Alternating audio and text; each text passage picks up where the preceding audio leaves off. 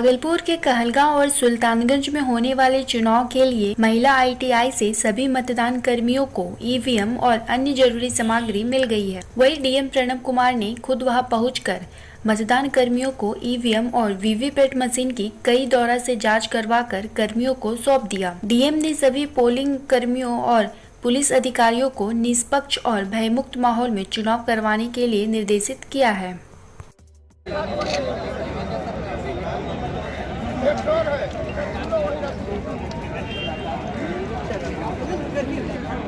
और जो है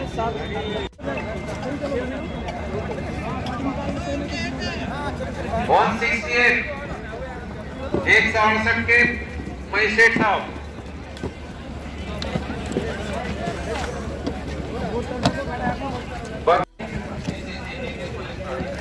रेडी साहब रेडी हाँ आइए बढ़िया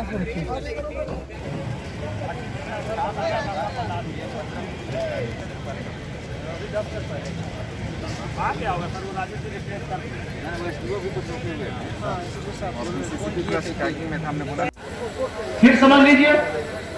और अगर कहीं कोई दिक्कत हो रही है तो आपको निश्चित रूप से गाइड करना होगा ताकि कोई समस्या नहीं हो। फिर एक बात समझ लीजिए, मतदान वास्तविक मतलब 5:30 बजे हमारा मॉक पोल प्रारंभ हो गया। अधिकारी को आप कृपया ध्यान देंगे, सभी लोगों के लिए जो सुल्तानगंज विधानसभा क्षेत्र और कहलगांव विधानसभा क्षेत्र के लिए PCCP मजिस्ट्रेट और पुलिस पदाधिकारी के लिए इस पंडाल में कुर्सियां चिन्हित हैं। इसके बावजूद दिख रहा है कि कई पुलिस पदाधिकारी या पुलिस कर्मी अभी भी खड़े हैं या घूम रहे हैं। कृपया अपने आवंटित स्थल पर बैठ जाएं। भागलपुर में दूसरे चरण के चुनाव में भले ही अभी कुछ दिन विलंब हो, लेकिन प्रत्याशियों के बीच जुबानी जंग अपने चरम सीमा पर पहुंच चुका है। इसी कड़ी में आज भागलपुर विधानसभा से लोजपा प्रत्याशी राजेश वर्मा ने अपनी आवाज पर प्रेस वार्ता के दौरान प्रतिद्वंदियों पर जमकर हमला बोला है। उन्होंने कहा कि क्षेत्र की जनता कोरोना काल में विलख रही थी, लेकिन विधायक और सांसद ने लोगों की समस्याओं का समाधान करने की बजाय खुद को क्वारंटाइन कर लिया था। राजेश वर्मा यही रुके नहीं, उन्होंने सांसद अजय मंडल और गोड्डा के सांसद निशिकांत दुबे को आड़े हाथों लेते हुए कहा कि चुनाव करीब आते ही इन लोगों की नींद खुल गई। उन्होंने कहा कि लोकसभा चुनाव में सांसद निशिकांत दुबे ने अजय मंडल के पक्ष में जमकर चुनाव प्रचार किया था। यही नहीं, सांसद ने लोगों से कहा था कि अजय मंडल नहीं बल्कि वह खुद चुनाव लड़ रहे हैं। राजेश वर्मा की माने तो निशिकांत दुबे के भ्रमजाल में फंसकर लोगों ने अजय मंडल को भारी मतों से विजयी भी बनाया, लेकिन अपने सांसद अजय मंडल की एक झलक पाने के लिए लोग टकटकी लगाए बैठे हैं। जो भी जनप्रतिनिधि यहाँ से चुनकर गए, उनको पहले ये एहसास होना चाहिए कि पहले हम शहर और शहरवासी के हैं। यदि हम पहले पार्टी और सरकार के होंगे तो शहर की स्थिति नहीं बदल सकती। मैं भारतीय जनता पार्टी में जब था तब मैंने NDA सरकार जो बिहार में है, माननीय मुख्यमंत्री जी नीतीश कुमार जी की सरकार के खिलाफ 51 वार्ड में हर घर जल का नल पहुंचे, इसके लिए हम लोगों ने आंदोलन देने का काम किया। मैंने ये नहीं देखा कि मैं NDA का सदस्य हूं तो क्या हूं, क्योंकि मेरे लिए पहली प्राथमिकता शहर और शहर के लोग। तो आप पक्ष में रहें चाहे विपक्ष में रहें, आप अपने शहर के लोग के द्वारा चुनकर जाते हैं। आपको पार्टी विधायक नहीं बनाती है, आपको जनता विधायक बनाती है या सांसद बनाती है।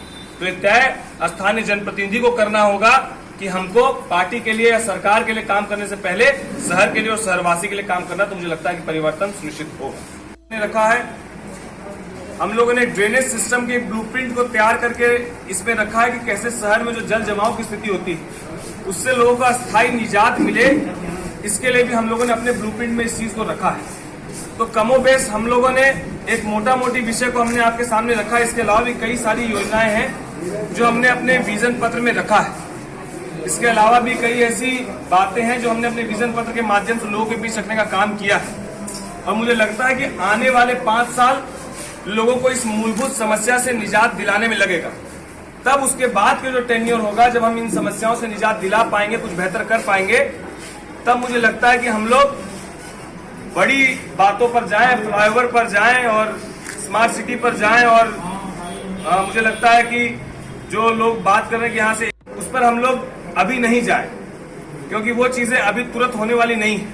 अभी आपका शहर मूलभूत समस्याओं से जूझ रहा है, पहले उसको मूलभूत समस्याओं से निजात दिलाने की आवश्यकता है। ये हवाई बात वही कर सकते हैं जो 4.5 साल पौने 5 साल तक अपने घर में रहे हैं और अचानक अब बाहर निकल के लोगों के बीच मैनिफेस्टो रखे हैं। जो लोग हर वार्ड, हर गली, हर मोहल्ले को हमने करीब से देखा है। ये वो शहर है जहाँ पर एक बूढ़ी औरत आपसे निवेदन और गुजारिश करती है कि हमारे घर में खाली पानी का एक नल पहुंच जाए तो हम जीवन भर तुमको बेटा वोट देंगे। ये वो शहर है। तो उस शहर में पहले हम लोगों की मूलभूत समस्याओं पर बात करें, लोगों को मूलभूत समस्याओं से निजात दिलाए, फिर हम किसी भी इस तरह की हवाई बात पर बात करें। मैं इसी मैनिफेस्टो को आज आप लोगों के बीच और मेरे द्वारा किए गए अब तक के 21 प्रयास जो भी हैं वो भी हमने इसमें दिखाया है, इसमें हम लोगों ने रखा है।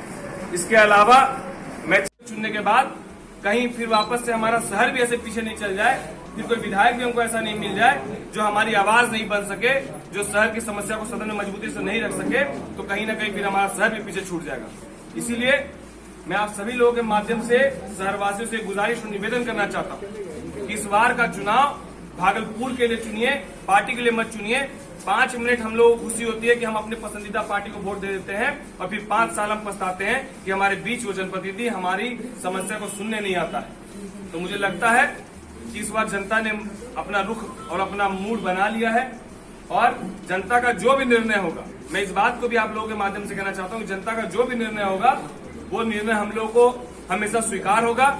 10 तारीख को परिणाम आएगा, चुनाव जीतूंगा तब भी और हारूंगा तब भी। 11 तारीख से फिर क्षेत्र में नजर आऊंगा, लोगों के बीच नजर आऊंगा। ये आप लोगों के बीच में कहना चाहता हूँ। भागलपुर के चुनावी महासंग्राम में गोड्डा से भाजपा सांसद निशिकांत दुबे पूरी तैयारी के साथ कूद पड़े हैं। सक्रियता ऐसी कि विरोधियों के हर प्रहार का जवाब देने में तनिक देर नहीं कर रहे हैं। इसी कड़ी में भागलपुर नगर से लोजपा प्रत्याशी राजेश वर्मा ने सांसद अजय मंडल के बहाने निशिकांत दुबे पर एक के बाद एक कई गंभीर आरोप लगाए।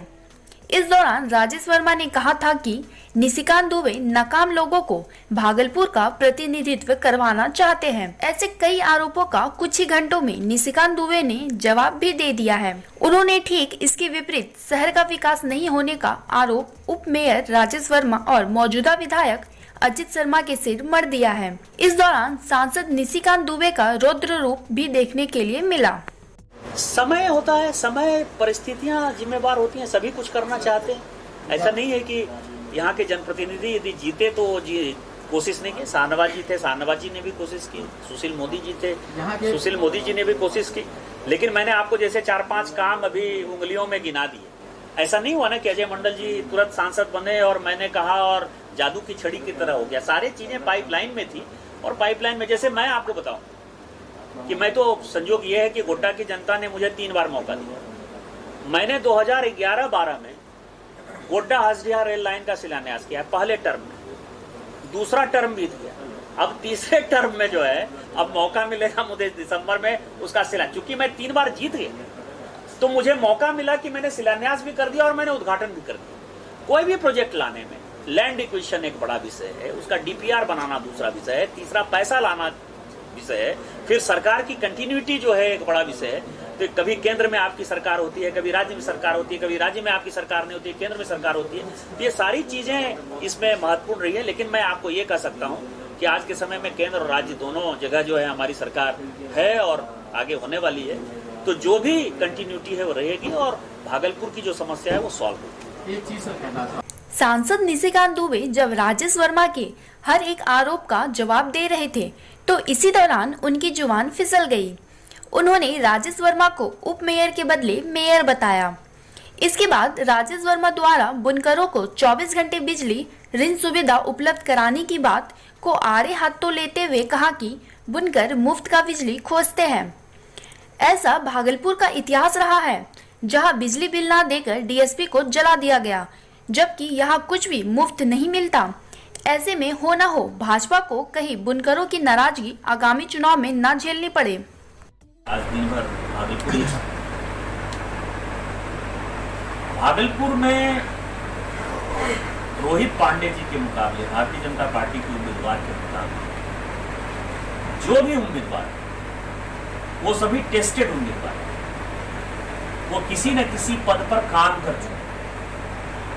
इसीलिए भागलपुर के बारे में यदि कोई नाले की बात करेगा, कोई सड़क की बात करेगा, कोई बिजली की बात करेगा, कोई भोलानाथ पुल की बात करेगा, कोई बाईपास की बात करेगा, कोई जाम की बात करेगा, तो दो उम्मीदवार जो हैं, खासकर अजीत शर्मा जी जो वर्तमान विधायक हैं और जो यहाँ के डिप्टी मेयर चुनाव लड़ रहे हैं, उन दोनों को बोलने का कोई हक नहीं, क्योंकि वो भी पिछले कुछ दिनों से यहाँ के मेयर हैं। यदि नाला नहीं बना, अभी मैं सखी चंद रोड जो है घूम कर आया हूँ, मैं जो आशुतोष पाठक जी जिनको की पुलिस ने मारा और जिनकी मौत हो गई, उनके परिवार से मिलने गया था, वो उनको नहीं मिलता है। बुनकरों के लिए भी मैं आपको कह रहा हूँ कि यदि आप पैसा नहीं लौटाइएगा, जैसे बिजली 24 घंटे मिलता है। भागलपुर का यह इतिहास रहा है कि भागलपुर में लोगों ने बिजली के चक्कर में डीएसपी को जला दिया है। आप जो है बिजली बिल नहीं दीजिएगा और आप कहिएगा कि हमको 24 घंटे बिजली दीजिए, तो ये नहीं है। आप बिजली जो है आपको सरकार खरीद कर देती है, वो आम जनता का पैसा है, गरीबों का पैसा है, वो फ्री फंड का नहीं हो सकता है। तो जो भी लोग आपके बुनकरों की बात कर रहे हैं, बुनकर जो है फ्री फंड का सामान लेना चाहते हैं और फ्री फंड का कोई सामान नहीं मिलना। यदि आपने लोन लिया है, लोन लौटाइएगा, फिर आपको दूसरा लोन मिलेगा। यदि बिजली आप जला रहे हैं, आपको यदि उससे बेनिफिट प्रॉफिट हो रहा है, तो बिजली का बिल आप जमा करिएगा, तभी आपको अगले महीने बिजली मिलेगी।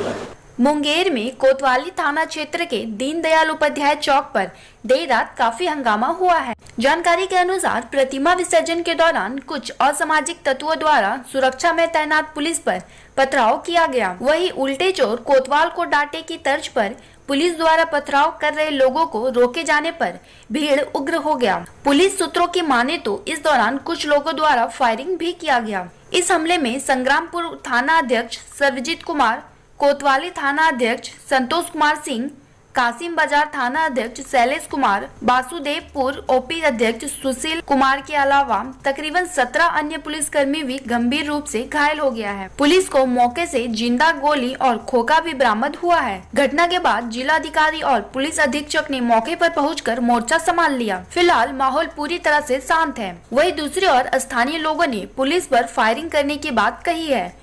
मुंगेर से कैतन टीवी नेटवर्क ग्रुप के लिए जिला चीफ ब्यूरो रोहित कुमार की खास रिपोर्ट।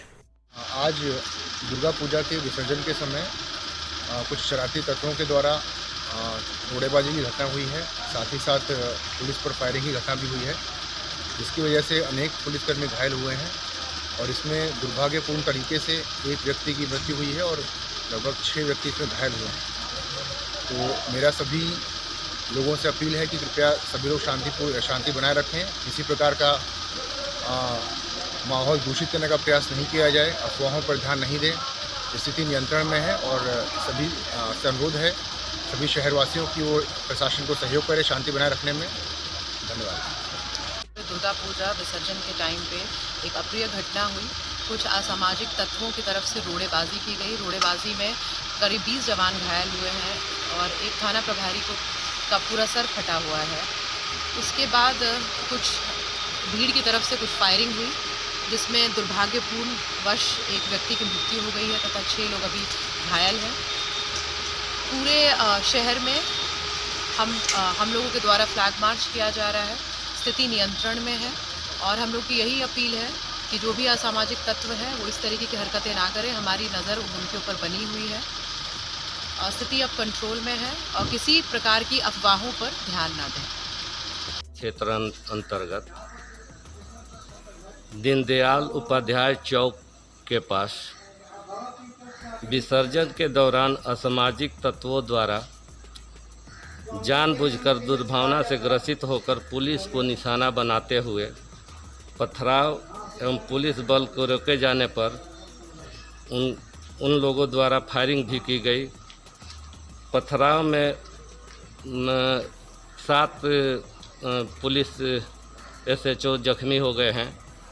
SHO कोतवाली, SHO मुफसिल, SHO कासिम बाजार, SHO संग्रामपुर एवं उसी के साथ 17 अन्य पुलिसकर्मी भी जख्मी हो गए हैं। इन लोगों को पुलिसकर्मियों का इलाज कराया जा रहा है। पथराव किए जाने और भीड़ द्वारा फायरिंग कर शहर को अफवाह फैलाई गई है। शहर में अफवाह फैलाई गई है, माहौल को ख़राब किए जाने का प्रयास किया गया। पुलिस 3 हथियार गोली बरामद किया है। घटना के बाद जिलाधिकारी और पुलिस अधीक्षक घटनास्थल पर पहुंचकर स्थिति को सामान्य किए। शांतिपूर्ण अभी स्थिति सामान्य और शांतिपूर्ण है। दोषियों की पहचान कर कार्रवाई की जा रही है। मामला घटी बड़ी दुर्गा माँ का विसर्जन नहीं हुआ है, ठीक है। अच्छा। उससे पहले मुंगेर का कोई भी प्रतिमा नहीं विसर्जन होती है जी। इसी क्रम में प्रशासन ने हमारी प्रतिमा को बादेपुर और मोफसिल दोनों दरोगा शुरुआत कैसे होगी? शुरुआत कैसे हुई? शुरुआत बस वो लोग जो है प्रशासन लोग, अच्छा। इसी क्रम में भगदड़ हो गया। अच्छा। भगदड़ चलने के क्रम में प्रशासन ने फायरिंग करना शुरू कर दिया। अच्छा। जिसमें हमारे एक भाई है आईटीसी कर्मचारी है, हाँ। सर्विस करते हैं, उनको भी गोली लग गई है 2 जगह। अच्छा, एक बच्चे की मौत की भी आ रही है हाँ, एक बच्चे की मौत भी हो गई और एक युवक की भी मौत हुई है। और घायल कितने हुए हैं? टोटल घायल हो गए हैं करीबन 6 लोग घायल है। अब आपकी मांगे क्या है? कि जो लोग को जो है सस्पेंड किया जाए। किनके द्वारा चलाई गई थी? आपके द्वारा गोली चलाई गई और बासदेपुर ओपी के द्वारा फायरिंग हुई। अच्छा, ठीक है। हाँ। और हमारे क्या नाम है बासदेपुर ओपी के प्रभारी का नाम है सुशील कुमार सिंह। ठीक है। और यानी पुलिस कर्मियों के कारण उनकी मौत हुई है। 2 लोग की मौत हुई। क्या नाम हुआ आपका? राहुल कुमार था। मेरा नाम संगठन कुमार हुआ और हम शंकरपुर दुर्गा स्थान का जो टाली लगी हुई थी जी, उसके 2 हाथ वाले हम थे जी।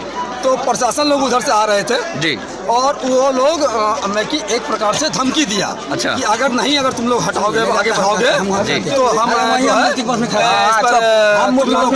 हम जो है जानलेवा हमला कर सकते हैं। उसी दरमियान ब्रजेश कुमार जो हम बाद में पहचाने, बाद में हम जाने कि वो ब्रजेश कुमार है मुफस्सिल थाना अध्यक्ष। ये हम बाद में जाने, चेहरा से हम जब पहचाने उनको, बाद में हम जाने उनके बारे में। उनको फोन आया और वो शायद लिपि सिंह से बात कर रहे थे जी। तो लिपि सिंह से आदेश आया कि आप लोग बाय फोर्स ये काम इसको कार्य को संपन्न करवाइए बाय फोर्स। तो उन लोगों ने जब 2 आदमी बात नहीं माना तो लोग डायरेक्ट मैं क्या कहते हैं उसको अग्रिम चेतावनी बिना दिए उन लोगों ने हवाई फायरिंग न करके उन लोगों ने सामने फायरिंग, जिसमें हम देखे अपने आंख से वो बच्चे को, वो 16-17 साल का बच्चा था, ये अनुराग कुमार, यहाँ पर गोली लगा है। वो जब गिरा है तो हम उसके बगल में थे, हम भाग गए। उसका जो पोजीशन था वो देख के कोई भी आदमी भाग जाएगा, खुद लिपि सिंह भी भाग सकती है, हम गारंटी नहीं लेंगे। उसके बाद और सुशील कुमार सिंह के द्वारा जो फायरिंग किया गया उसमें 2-3 आदमी को गोली लगी है। 3 आदमी को गोली लगी है, जिसमें कि हम 2 आदमी को तो साक्षात देखे, एक को तो बहुत ज्यादा गोली लगा, यहाँ पर लगा और उसको प्रशासन तनिक भी अपना कार्रवाई नहीं समझा कि उसको पहुंचा दे कम से कम हॉस्पिटल तक, ताकि उसकी जान तो कम से कम बच जाए। एक का लाश देखे हैं, मौत हुई एक, हम तो देखे एक, हम भी अच्छा, घायल कितने लोग हैं? घायल कितने? अब आपकी मांगे क्या है? सुपौल के त्रिवेणीगंज विधानसभा क्षेत्र में क्या है चुनावी माहौल और इस बार के चुनाव में किसे मिलेगा जनता का आशीर्वाद? देखिए बलराम कुमार के साथ ग्राउंड रिपोर्ट। कहीं सुनते हैं कि अभी तेजस्वी सरकार का ज़्यादा अधिक। आपका क्या राय है? हमारा राय भी तो वही होगा, जहाँ 10 आदमी जाएंगे वहाँ हम भी जाएंगे। मतलब नीतीश सरकार में विकास एक भी नहीं हुआ। विकास हुआ है लेकिन इस तरह से हुआ है, आपको पहले ही कहा दिया गया है जो 30% लेकर के। क्या नाम हुआ बाबा? आपका नाम क्या है? कहाँ का है? अब की बार किसकी सरकार? किसकी सरकार अब की बार? नीतीश जी सरकार में काम नहीं हुआ है? पंजाब जा रहा है, पंजाब जा रहा है, ठीक है। मतलब नीतीश जी की सरकार में अभी तक विकास नहीं हुआ है? रोड, सड़क, गली नली योजना, जल नल योजना नहीं, कुछ नहीं है। रोड का समस्या है, रोड बना है लेकिन कहीं भी उसमें कोई गुणवत्ता नहीं है। रोड बना है, गुणवत्ता नहीं है, कोई गुणवत्ता नहीं है। मान के चलिए अभी कह रहा है ऑनलाइन कहता है, दाखिल खारिज। अरे बाबा, हम लोग इससे पहले 300 रुपया में दाखिल खारिज करवाते थे, अब तो 300 रुपया हम लोग को ऑनलाइन कराने में लग जाते हैं। अब 5000 रुपया लेता है वहाँ ऑफिस में, पता है नीतीश बाबू को? कौन लेता है? उनका पदाधिकारी लेता है। कौन लेता है? पूरे बेलगाम है, अफसरशाही पूरे बेलगाम है। अगर ईमानदारी से के अभी कह रहे हैं शौचालय है, शौचालय आप चलिए मेरे साथ, अगर आप घूरिए इस पंचायत में, घूरिए जो सैकड़ा में 5% यानी शौचालय बना हुआ है, मात्र 95 उसका कागजे पर चल रहा है। तो क्या करेगा? फिर मौका मिलना चाहिए, फिर मौका मिलना चाहिए। कितना मौका मिलेगा? 15 साल से तो वही है, और कितना मौका मिलेगा? क्या नाम होगा आपका? कहाँ का है? क्या करते हैं? Ward number 4। क्या करते हैं? खेती करते हैं। खेती। अच्छा, आपकी बार किसकी सरकार? सरकार। क्यों नीतीश सरकार विकास नहीं हुआ? नहीं, विकास नहीं हुआ। आप किसान हैं? किसान है। किसान के लिए कुछ किया है कि नहीं? किसान के लिए कुछ नहीं किया है। अभी तो प्रधानमंत्री सम्मान निधि योजना किसान को दिया गया है। कुछ नहीं मिला। अभी मकई का भाव तुमको नहीं होगा, किसान को बेहाल हो गया। उत्तर प्रदेश में कन्नौज के रकरा ग्राम में करंट की चपेट में आने से जागेश्वर प्रसाद के पुत्र अरुण कुमार की मौत हो गई है। वही घटना के बाद परिजनों का रो रो कर बुरा हाल है। यूपी के कन्नौज से कायतिन टीवी नेटवर्क ग्रुप के लिए जिला चीफ ब्यूरो शिवा पटेल की खास रिपोर्ट।